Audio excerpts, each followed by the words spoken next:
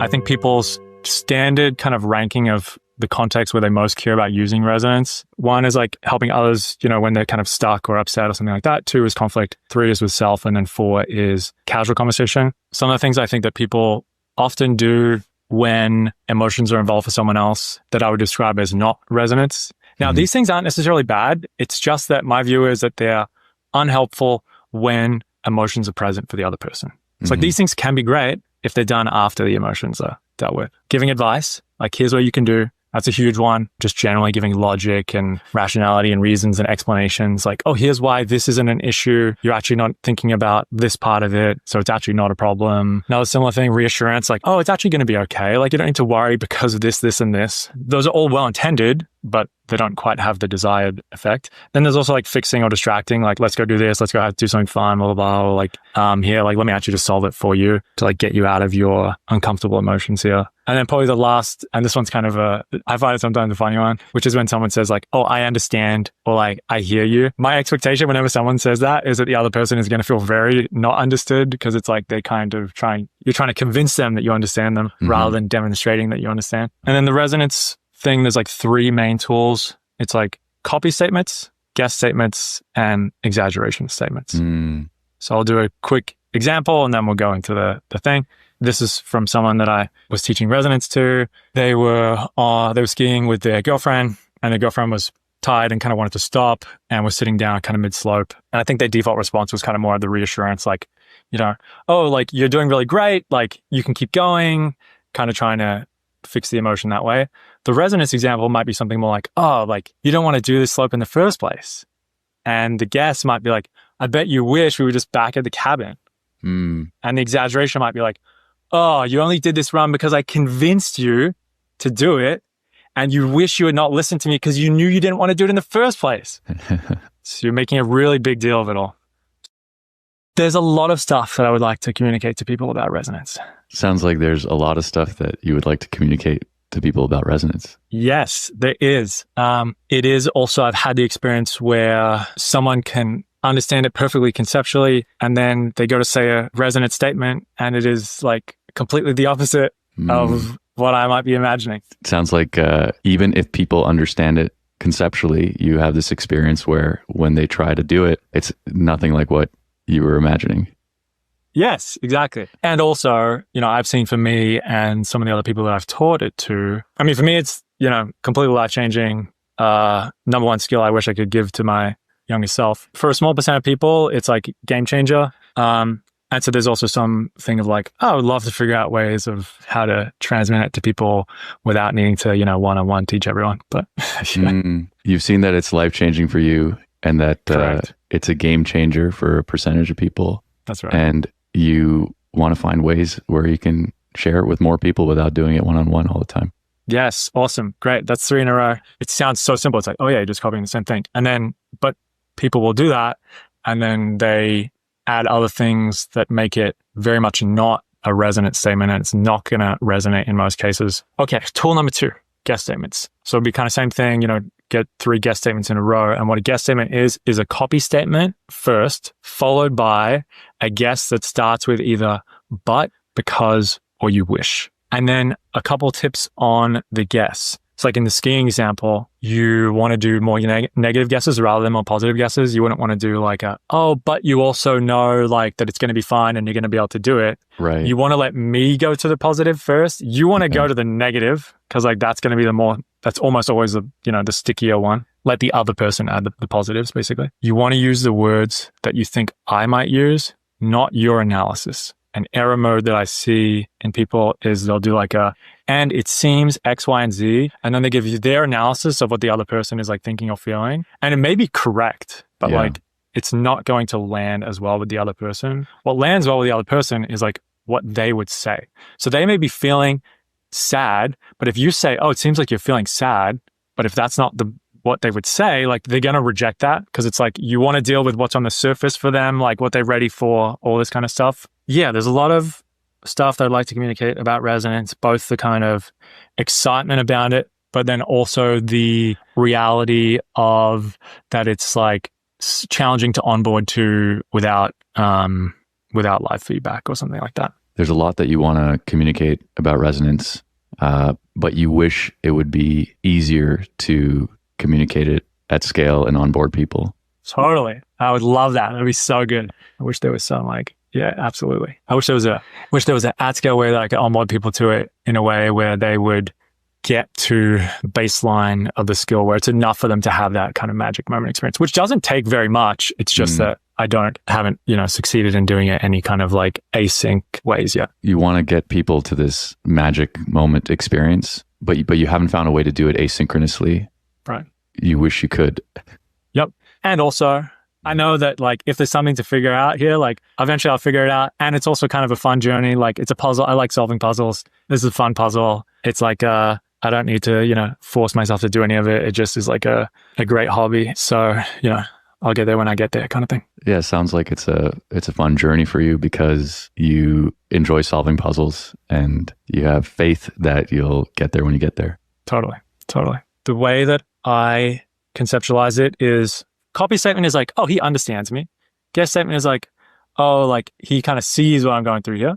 And then, so if you're doing casual conversation, you're probably only going to use those two. Because exaggeration statements, can be harder to use in casual conversation because they can like seem a little like, maybe they're going to seem a little more extreme or more weird or something like this. But if there is any situation with some kind of stuck emotion, the exaggeration statement is the piece that does the work. I saw that you had Michael Johnson on your podcast, and I remember reading his annealing piece like a couple of years ago. I think that it's a pretty, for the TLDR, for people that haven't read it, is, or at least my understanding of it, is kind of the brain. You can think of it almost like, I'll use a glass blowing analogy. It's like if the brain is cool, then it can't really reshape in the same way that when glass is cool, it's not going to reshape. So it needs heat or energy added to it so that it can kind of become malleable and reshape. And the challenge is that some areas of our brains kind of get stuck in these like suboptimal valleys.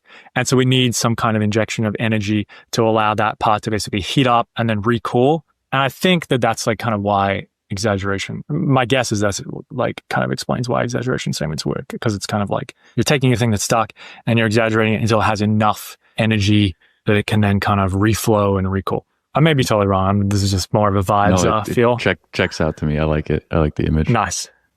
So for this one, you can kind of think of like copy gets you in sync, and then guess is almost like finding where the, emotion, the stronger kind of things exist. And then the exaggeration is like, now you're kind of drilling for oil on that spot. You've like found gold and now you're kind of going for it. I'll give you thumbs up when you you basically repeat a copy guess that seemed to resonate with me, but you exaggerate it more first with the words, but then also with, you can also use tone or sounds or body language. I'll give some examples. The first thing you'll likely do is like, after I hand it over to you, is start with a couple more kind of guess statements where you're doing the copy, you're doing the guess. You're like kind of checking like, okay, cool. Which is the thing that resonates most for Chris? And it kind of still like seems like it has some energy behind it. Okay, this one.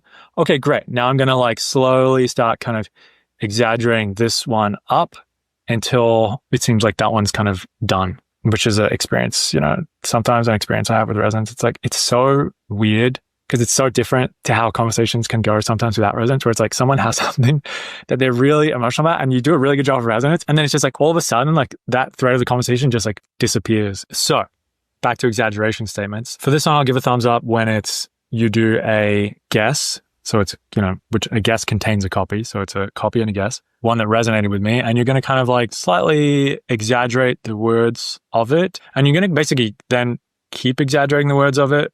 I'll respond back and then you kind of keep exaggerating until it kind of feels like you've slightly exceeded the strength that I feel about it. Mm-hmm.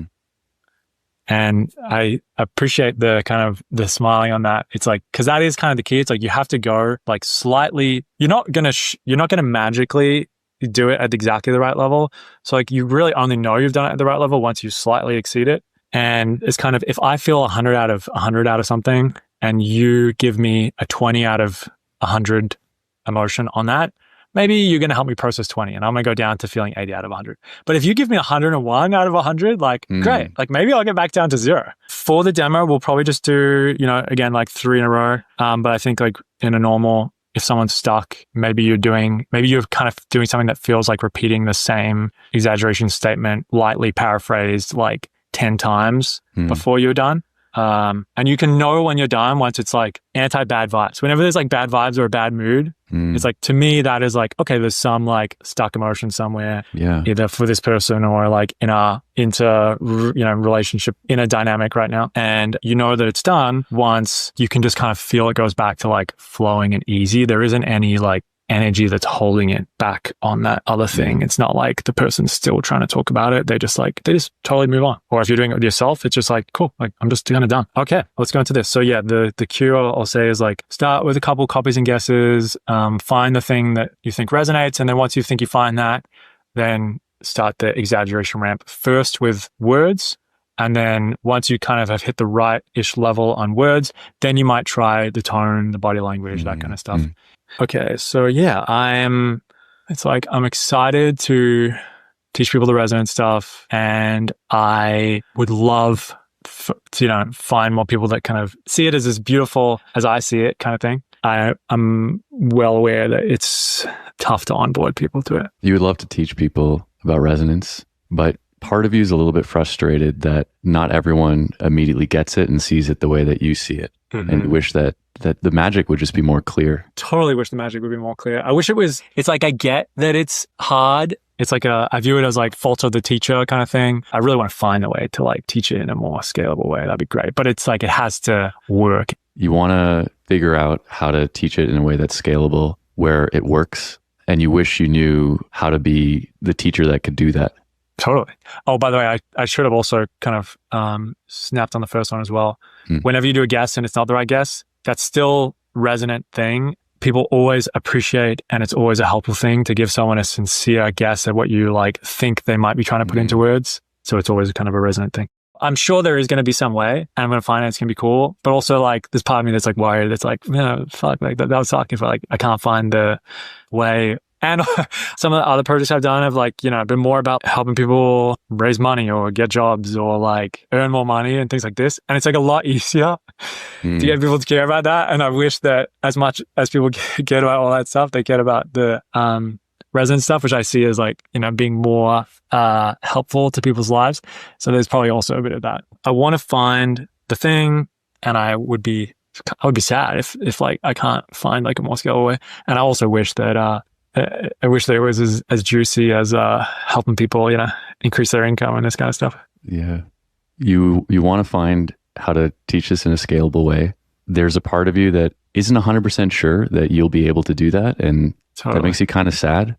And then it's extra annoying that it's way easier to teach people all this like capitalist shit, so like how to make more money or whatever, when ultimately that the thing that they need has to do with emotional regulation. And why can't they just see that? Totally. Great exaggeration in words there, by the way. Awesome. So that's 3 in a row. And if we were doing more, you would just basically do, like, you've kind of found the spot there. You would now just kind of go like your friend you were talking about, and you would just kind of get a bit more exaggerated while still being sincere and not joking. And then I'd be like, yeah, exactly. Like, that's it. That's right. Like, you got it. And it would be kind of just like done.